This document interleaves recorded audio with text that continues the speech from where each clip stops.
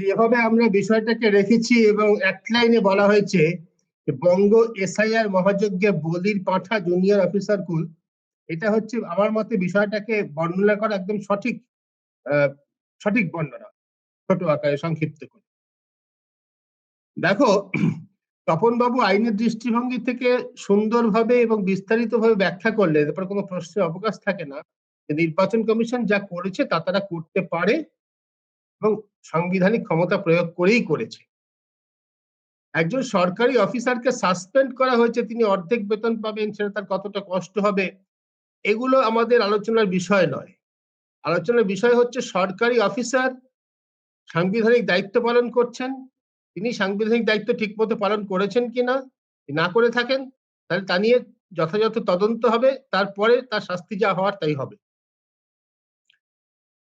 সংবিধানের একটা ধারা, সেটা এই মুহূর্তে নির্বাচন নেই বলে, ভোট হচ্ছে না বলে সেটাকে প্রয়োগ করা যাবে না, এটা আমার সাধারণ সাংবাদিকের বুদ্ধিতেই বলে এই কথাটা ঠিক হতে পারে না।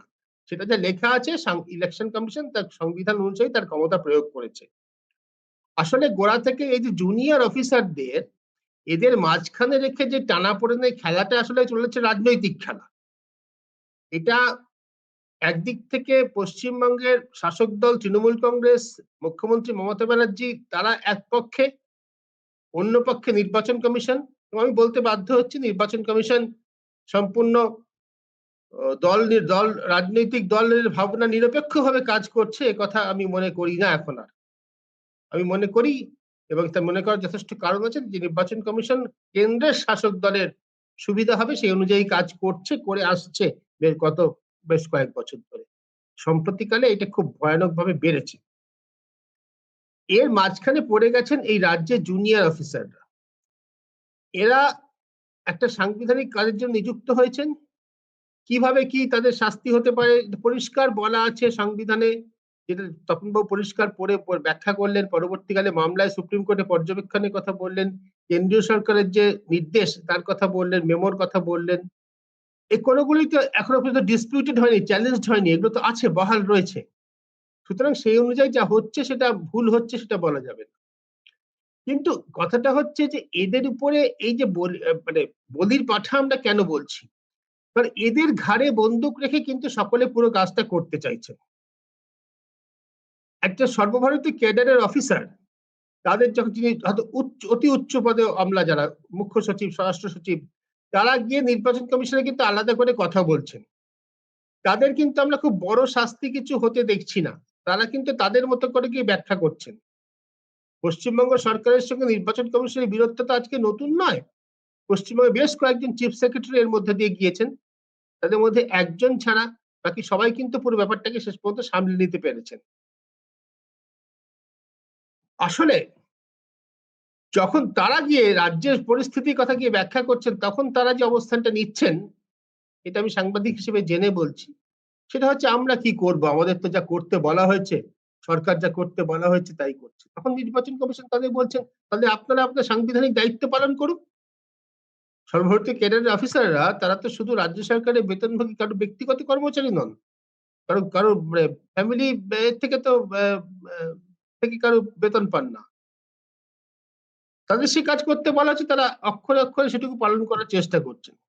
তো যাদের হাতে একজন ভোটার লিস্ট তৈরি করা ভার, একদম ঠিক হ্যাঁ না বলার ভারটা যাদের উপরে, এই আরো এবং তারপর আরো, তাদের ঘাড়ে পড়ছে এই বলির কোপটা আর কি।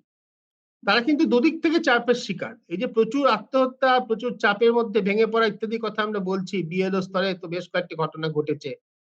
কোনটার সঙ্গে কতখানি কাজের সম্পর্ক আছে সেগুলো কোনো কিছু এখনো পর্যন্ত প্রতিষ্ঠিত হয়নি।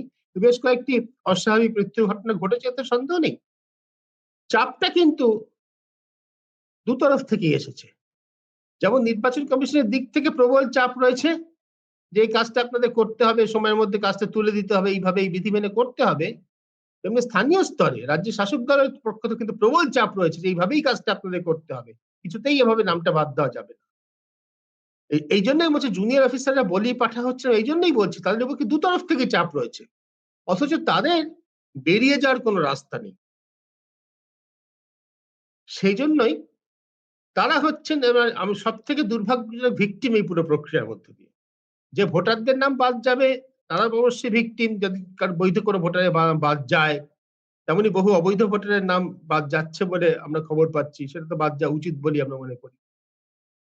তাতে তো কারো কিছু বলার নেই। কিন্তু এই পুরো প্রক্রিয়াটা যেভাবে চলছে, তার মধ্যে জুনিয়র অফিসারদের ঘাড়ে মানে বন্দুক রেখে সকলেই কাজ করার চেষ্টা করছেন এবং এরা মানে দুতরফেরই প্রবল চাপের মধ্যে রয়েছেন। এটা হচ্ছে আমি আ আ সাংবাদিক হিসেবে জেনে খবর হিসেবে বলছি। যেটা অনেক সংবাদ মাধ্যমে আসছে যে বিএল শুধু কাজের চাপ, এত নির্বাচন কমিশনের চাপ যে এত ডেটা তুলে দিতে হবে, রাত ১২টা অব্দি কাজ করতে হবে। শুধু সেই চাপ কিন্তু নয়। স্থানীয় স্তরে যেখান থেকে তারা এসছে, অনেকে তারা স্কুল টিচার। প্রতিনিয়ত তাদের রাজ্যের শাসক দলের মানে এই যে এনভায়রনমেন্ট, এই পরিবেশের মধ্যে থেকে আমরা জানি যে কিরকম পরিবেশ পশ্চিমবঙ্গে কাজের ক্ষেত্রে রয়েছে। শাসক দলের কতখানি দাপট রয়েছে প্রত্যেক। সেই পরিবেশের মধ্যে থেকে স্কুল টিচার হিসেবে তারা কাজ করেন। সুতরাং তাদের উপর কতখানি চাপ তাদের পক্ষেও দেওয়া সম্ভব, তাদের অ্যাকচুয়াল এমপ্লয়ার যাদের থেকে বেতন পান, সেটা কিন্তু অকল্পনীয়। তপনবাবু ঠিকই বলছেন যে সংবিধান অনুসারে যখন হাইকোর্টে যাব, যখন সুপ্রিম কোর্টে যাব, তখন এক কথা তারা একভাবে তার বিচার হবে। বাস্তবে মাটিতে দাঁড়িয়ে জুনিয়র অফিসার যিনি কাজ করছেন, তাকে কিন্তু অসম্ভব একটা পরিস্থিতির মধ্যে দিয়ে কাজ করতে হচ্ছে। প্রতি মাসে বেতন যারা দেন তারা একরকম কথা বলছেন, আর তারা অল্প সময়ের জন্য একটা সাংবিধানিক দায়িত্ব পালন করতে এসছেন, সেখান থেকে অন্য কথা বলা হচ্ছে এবং তাদের ঘাড়েই কিন্তু আসলে আসল দায়িত্বটা। এখানে এইটা হচ্ছে সব থেকে সংকটের জায়গা।